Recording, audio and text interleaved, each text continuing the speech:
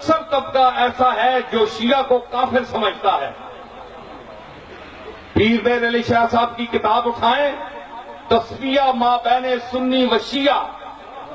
آپ نے اصولی جو اختلاف ہے اس پر آپ نے گفتگو قرآن مجید کی آیات کے تحت کی ہے.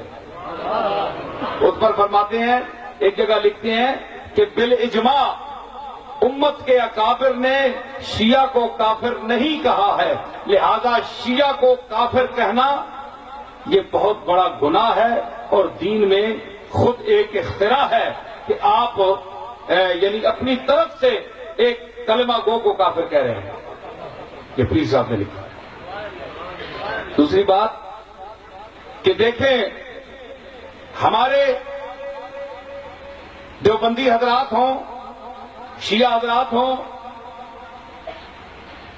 تبلیغی جماعت ہو، اہل حدیث ہوں، کوئی فرقہ بھی ہو، ہمارا مرکز قرآن مجید ہے.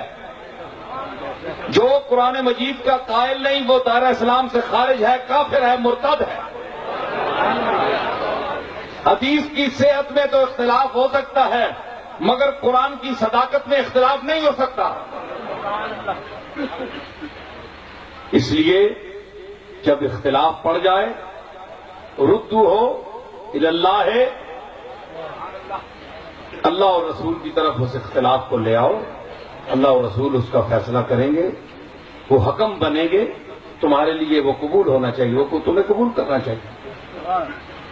تو اس لیے آج بھی میرے خیال میں کوئی ایسا شیعہ نہیں جو علی کو خدا مانتا ہو اور جو قرآن مجید کے متعلق یہ خیال کرتا ہو کہ یہ قرآن اصل نہیں ہے، اصل کوئی اور تھا. اگر کوئی ایسا ہے تو وہ دار اسلام سے خارج ہے. سمجھ آئی؟ تو بحمداللہ ایسا کوئی شیعہ نہیں محب اہل بیت